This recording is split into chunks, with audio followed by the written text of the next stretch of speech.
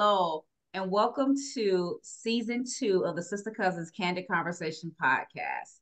Over the next 4 episodes, we're going to be talking about relationships, romantic relationships, familiar relationships, co-worker slash professional relationships, and friendship slash childhood friendship relationship. Let's just start off with romantic relationships. When do you guys think, or at what point during a relationship, a romantic relationship, is it just sad to let that thing go? Obviously, let's say the first one is a repeated cheater. Okay, you got to cut that brother or sister off because, in my opinion, first of all, I'm just too cool. I'm too good of a person. I'm too fly of a chick to just keep letting somebody cheat on me. Okay, but on top of that, it's too many little nasty diseases going on around here. You know what I'm saying? It's just I'm not trying to be itching or scratching. I'm not trying to be burning or dripping. And yeah, ain't nothing that good to be doing none of that. Okay, so that's just the most common. What other reasons would you guys think when that you would think that it would be time to let a relationship go?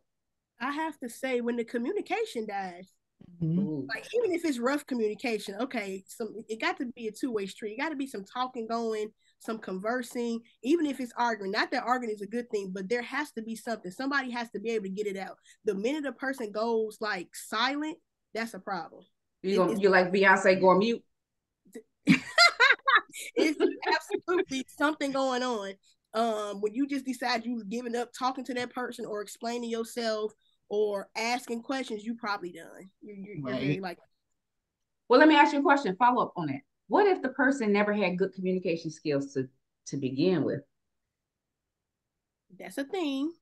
Now I Yes, it feel is. like if I've been with you for a certain amount of time and we're trying to work on it, and I'm letting you know, hey, this is what I need from you. I need this kind of communication, or I'm willing to work with you on this, or let's work on this. Maybe we first work on you just expressing your feelings. I felt like this when you did that. Okay, that's first steps. But if it's to a point I've expressed to you, I need you to communicate. We have to talk to each other, and then I'm at a point where I can't talk to you anymore because you don't want to talk, baby. We done. That's it. We don't. What we doing?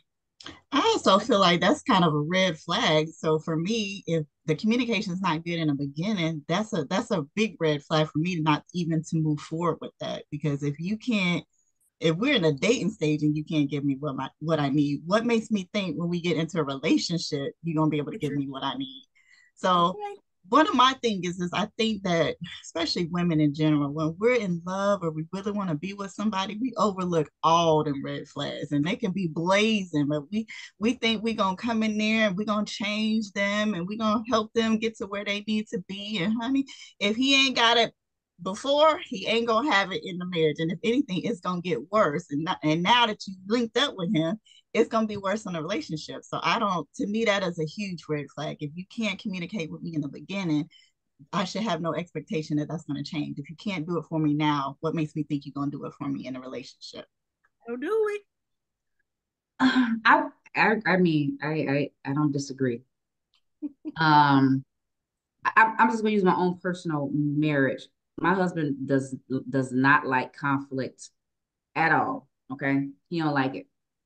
Me, I can handle it because I came from a family of conflict. You know what I mean? Like Amen. my mama go rah rah, 0 to 60 real quick.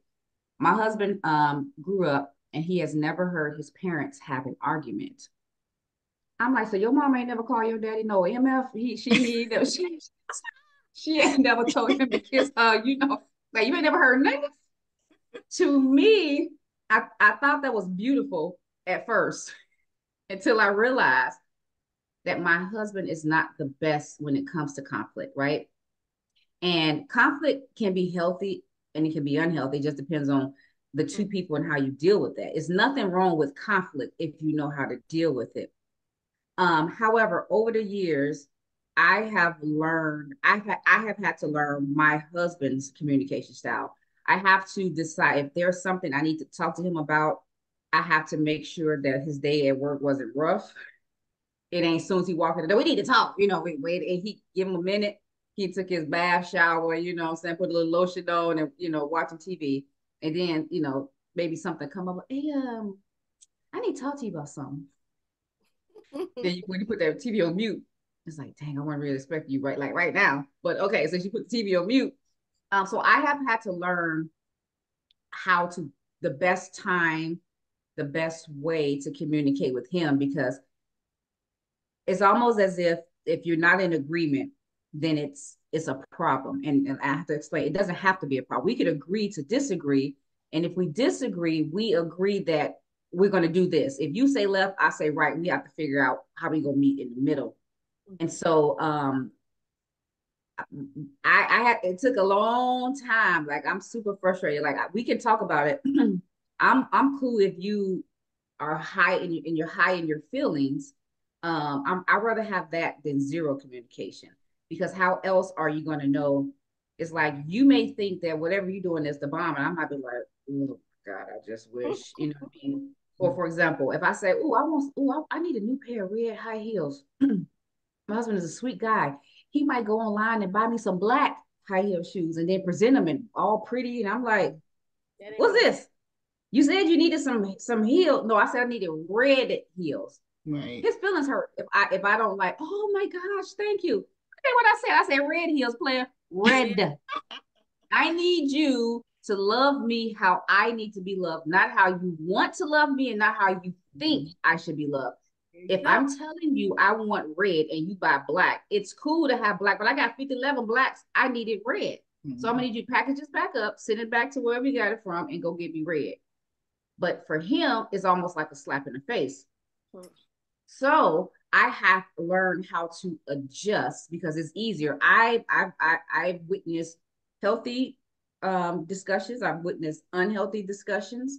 And so I have taken the liberty to decide, like, okay, it has to be me to figure out how to do these things. But it's a lot of work. It's hard too, child. That's hard right there, girl. Because sometimes I'll be like, hello. Now, you saying loving you how you want to be loved, my brain instantly went to the 5 love languages. Like, between me and my husband, his number one is physical touch. Nobody ever touch me again the rest of my life, and I'll be just fine. I don't need that. I'm not gonna say I don't like it now. Right. No. But do I need that to feel loved? Absolutely not. He can never touch me again, and I will be a-okay. For him, if I even be like, no, not right now, or back up, he's hurt, because it's like, girl, I'm trying to love on you. So we had this thing where we were trying to figure out, how do we take his physical touch, and then mine is acts of service. Baby, you do something for me, I need it done. Right. Huh? Immediately. Let me say, not necessarily immediately. Okay. Let me tell you this real quick. I be watching BMF. Okay. Lord, so his husband and wife or BMF. Just leave it alone. Okay. I'll Google it. Oh, Joanna, bless your little. Hi. Okay. I watched a BMF, and this married couple, even they was doing what married couples do. You know what I'm saying? And in their conversation, doing what married couples do, he was like, I took the dishwasher, the clothes out the dishwasher, so you would have to later. She was like, oh, and then she was like, oh yeah, I picked up the so and so from the grocery store, and this was turning them on in the midst of doing what grown folks do. Girl, that was funny to me. Okay, that I mean, but if you being a married person, it's kind of like my husband leave the dishes in the dishwasher. He'll leave them in there all day long. But if he empty that dishwasher out, baby, ain't a thing you can't get from me in that moment, okay? Because that's something I ain't had to do. You see what I'm saying? But you got to know, you got to understand here. You took the dishes out that dishwasher. I know I had to do it like meal prep. I got to take dishes out the dishwasher to put some more in. That acts of service, girl, bye. I agree with that. I think you do have to know. You have to know your other person, what they like, what they dislike, and how to love them the way they feel loved. But I think even addressing the thing you said earlier, there's two different things here. Communication and confrontation is two different things. Every time I communicate with you is not a confrontation. I should be able to freely go to you and talk to you freely about any concern that I have. And I don't get the part where in most relationships, they're like, well, he don't want to talk right now. You are in a marriage. You don't get to determine is all about me. If I need to talk to you then I need to talk to you then. Now, again, you can use wisdom. I think as a wife, you need to use wisdom on when you approach certain things. But if I need you right now, I don't feel like I should have to wait as your wife until you're okay so I can come approach you. To me, that is an unhealthy relationship, because there may be times where I just need to express myself. I'm not asking you to fix anything. I just need to come to my best friend and say, hey, this is what's going on with me. Or I may just need to cry out. You telling me I gotta sit there and take a ticket and wait until you figure it out?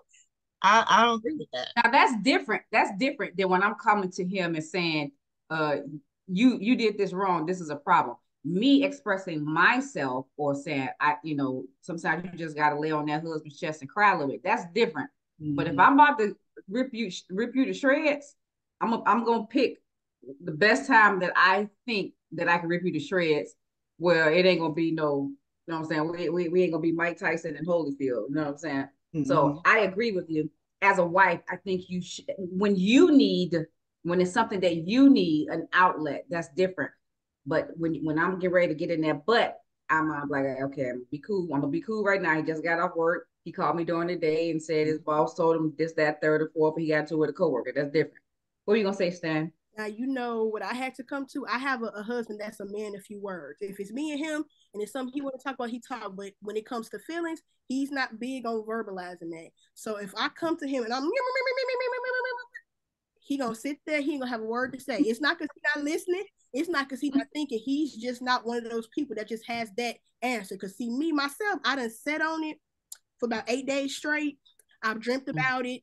I probably wrote it down in my journal. I done told somebody else about it. So it's all right here. Everything I want to say, need to say, bullet list. I'm ready to go. Ain't no pause, okay? Ain't no breath taking. It's just all out there. He needs time to process. So I had to learn the easier way for us to have some discussions, honestly, was just to text. Because he could take time, think about what he needed to say, how he want to say it, because he wants to consider my feelings, but he also has to think about himself. And so we might start off in the morning a little rough, and I'm like, well, then we're gonna have to talk about this later. And I might end up maybe an hour later getting a text message. I'd be like, oh, he got a point.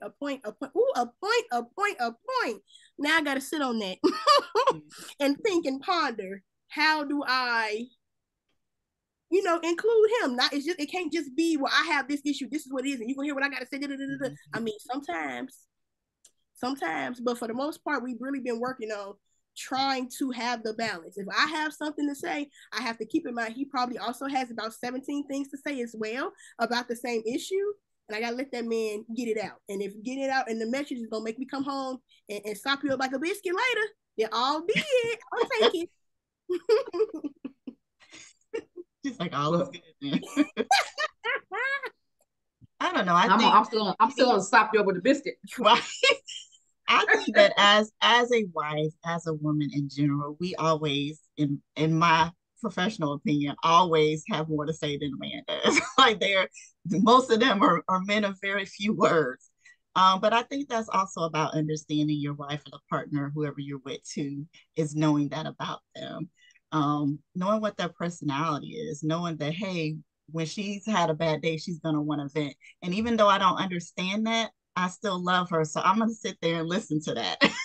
Because there are some times, when your husband or significant other is talking to you, you like, if he say one more thing about this, it's like you want to zone out. But it's like, because you love that person, you sit there and you want to be concerned about what they're concerned about. Because obviously this is something he is concerned about, because he's talking to you about it. So he has let you into that part of his life where he is saying, I'm being vulnerable, I'm open, myself up to you. So you, as a spouse or as a significant other, you need to accept that and say, hey, you know what, even though I don't care about this situation at all, don't care to listen about this situation, because I love him and this is a concern from him, I need to have this discussion with him. So I think there's a give and take in any type of relationship. But it really is about knowing who your spouse is and who your significant other is, and how to love them according to their needs and not your own. And that was a hard thing to learn, like even in my marriage, is that, because I assume people would be like I am. People are not like I am. The things that I would do for others, they're not going to do. And half of the time they don't even understand. Like they see nothing wrong with that. And you sitting up here like, how in the world would I would never do, you would never do that, but it doesn't even process for them. So I have got to learn that not everybody thinks like me and not everybody's going to do what I would particularly do in that situation. And that's okay. There's nothing wrong with that. You don't have the high attitude like, okay, it's my way or no way. It's just, I have learned to seek, and this is probably just been in the last couple of years, I have learned to seek understanding and then be understood. Seek understanding and then be understood. So first seek to understand and then second to be understood. Mm-hmm.